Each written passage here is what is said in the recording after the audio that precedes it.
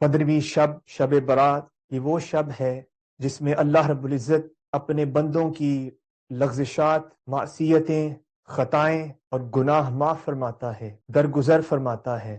یہ وہ شب ہے جس میں اللہ رب العزت اپنی شان و شوکت کے مطابق آسمان دنیا پہ اجلال فرماتا ہے اور ندا دیتا ہے کہ کوئی ہے مجھ سے معافی طلب کرنے والا، میں اسے اس شب عطا کر دینا چاہتا ہوں۔ تقاضا اس امر کا ہے کہ ہم اللہ رب العزت کی چوکھٹ پہ جا کے اس سے معافی مانگے، توبہ کریں۔ جب انسان شرمندہ ہو کے ندامت کے ساتھ اللہ رب العزت کی بارگاہ میں مغفرت طلب کرتا ہے اور توبہ کرتا ہے، پھر یقیناً اللہ رب العزت اس شخص کو معاف فرما دیتا ہے۔ اس شب اللہ رب العزت تمام امور کا فیصلہ فرماتا ہے۔ اس شب بطور خاص عبادت کرنے کی فضیلت ہے۔ اس شب اللہ رب العزت اپنی خاص رحمت نازل فرماتا ہے، اور پھر اس شب اللہ رب العزت بخشش و مغفرت کا سامان پیدا فرماتا ہے۔ انسان اپنی طبیعتوں کی اصلاح کرے، اپنے طور طریقوں کی اصلاح کرے، اس لیے توبہ کرنے کے بعد تقاضا اس امر کا ہے کہ ہم اصلاح بھی کریں۔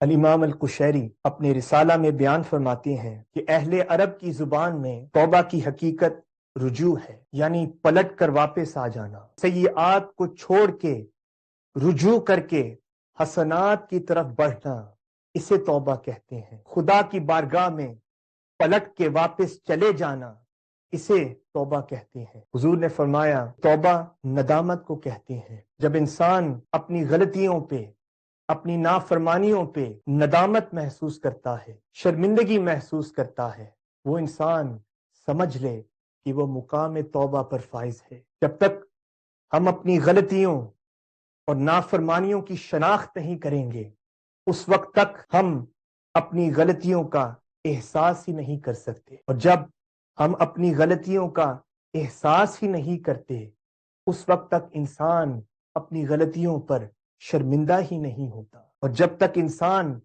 ندامت محسوس نہ کرے، اس وقت تک وہ شخص یہ ارادہ نہیں کر سکتا کہ میں اب اللہ رب العزت کی بارگاہ میں توبہ کروں گا۔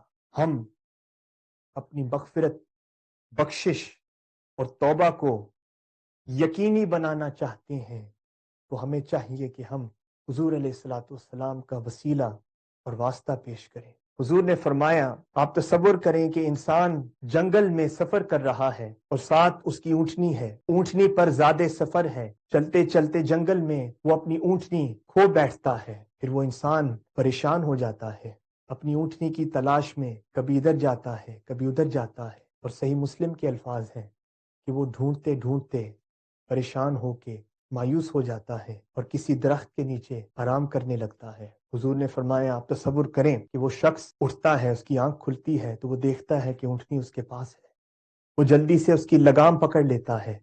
حضور نے فرمایا، آپ تصور کریں کہ اس شخص کی خوشی کا عالم کیا ہوگا۔ حضور نے فرمایا، اس انسان کی خوشی کا تصور کریں، اور اللہ رب العزت کی قسم، اللہ رب العزت کو اس شخص کی خوشی سے زیادہ خوشی ہوتی ہے جب انسان خدا کی بارگاہ میں توبہ کرتا ہے۔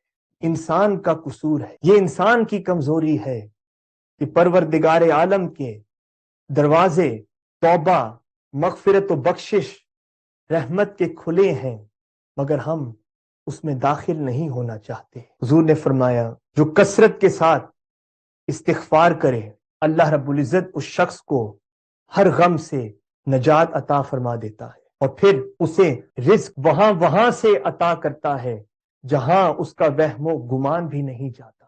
جب زنگ چڑھ جاتا ہے تو دل پتھر کی طرح سخت ہو جاتے ہیں، اور اگر آپ اس کا توڑ چاہیں، کوئی سلوشن حاصل کریں، تو انسان اشک بہائے، پشیماں ہو کے، ندامت کے ساتھ خدا کی چوکھٹ پہ شرمندہ ہو کر آنسو بہائے۔